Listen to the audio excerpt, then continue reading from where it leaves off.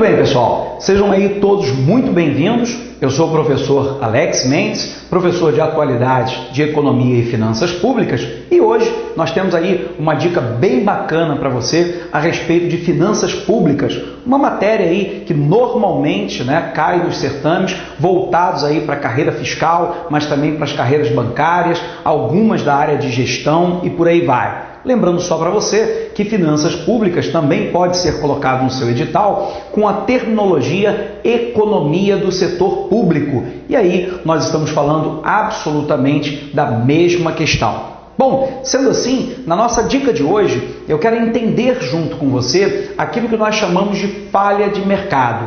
Bom, o que é a falha de mercado? A falha de mercado é todas as vezes em que o sistema de livre oferta e demanda de bens e serviços numa dada economia qualquer não funciona sob o ponto de vista satisfatório para uma eficiência econômica. Eficiência econômica significa, então, que eu tenha uma utilização plena de todos os fatores de produção. Por um outro lado, uma utilização que seja a utilização ótima desses fatores de produção e, finalmente, que não haja capacidade ociosa dentro da economia.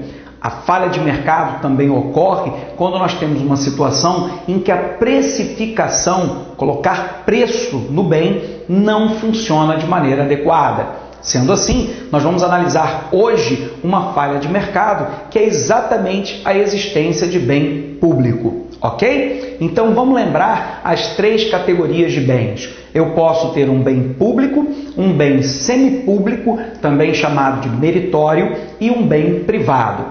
Quando nós estamos falando de um bem público, esse bem tem duas características. Primeiro, é um bem normalmente não excludente, o que significa dizer que eu não posso excluir ninguém do consumo desse bem, pagando ou não pagando os tributos correspondentes. O exemplo clássico é a iluminação pública ou a segurança pública. Concorde comigo que eu não tenho como excluir ninguém, pagante ou não pagante, dos seus tributos. É um bem que, via de regra, comporta a não rivalidade, o que significa dizer que a utilização do bem pela minha pessoa não implica a não utilização do bem pela sua pessoa. Podemos voltar ao caso da iluminação pública, das placas numa rua ou da segurança pública, que são bens não rivais. E em algumas oportunidades, esses bens são indivisíveis, o que significa dizer que há uma possibilidade muito pequena que, sob o ponto de vista de eficiência econômica, nós possamos dividir o consumo desse bem e podermos, obviamente, tributar de acordo com o consumo. A pergunta é: o quanto eu, você ou todos nós utilizamos da segurança pública, da soberania nacional ou do poder judiciário? Você concorda comigo que dificilmente nós temos como mensurar isso com eficiência econômica e, portanto, nós temos a existência de um bem público. Se o bem é não rival, não excludente, muitas vezes indivisível, não há interesse por parte da firma no oferecimento do bem. Esse bem, então, tem que ser financiado, normalmente via tributação, e ofertado ao conjunto da coletividade, ok? Bom, mas nós temos um segundo tipo de bem, que é o bem semipúblico, também chamado de bem meritório. Esse bem, ele é ofertado pela firma, mas como a firma tem o objetivo de maximizar a sua lucratividade, ela tende a não ofertar esse bem quando, por exemplo, a população não tem renda suficiente para fazê-lo, para pagá-lo. Mas como esse tipo de bem maximiza a satisfação, a utilidade da coletividade, ele é, muitas vezes, ofertado pelo governo. É o caso da saúde, é o caso da educação, da moradia popular, da cultura e por aí vai.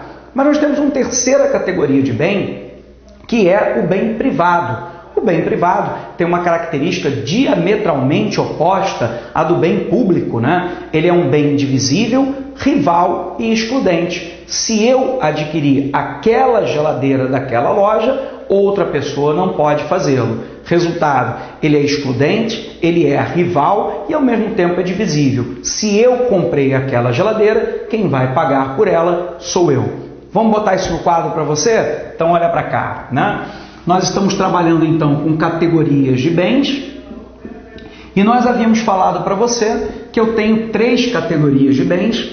A primeira categoria de bem, né, é o bem público. Lembrando que o bem público tem 2 características essenciais, que é um bem, né, não rival e é um bem não excludente. Lembrando, né, que algumas vezes esse bem também é indivisível. Por um outro lado, eu tenho o bem meritório, também chamado, né, de bem semipúblico, que maximiza a satisfação da população. O exemplo claro aqui é a educação, a parte de saúde, saneamento básico, etc. Finalmente, eu tenho o bem privado. Bem privado, que é um bem excludente, é um bem rival e é um bem divisível. Bom, a pergunta é, professor, por que se justifica a intervenção do Estado na economia? Porque a economia apresenta falha de mercado. Dentre as falhas de mercado, eu tenho a existência de um bem público, porque se o bem é indivisível, não excludente, não rival, não há interesse da firma em ofertar o bem. Quer conferir? Anota lá rapidinho, vamos lá. Então, nós temos uma situação aí da categorização de bens.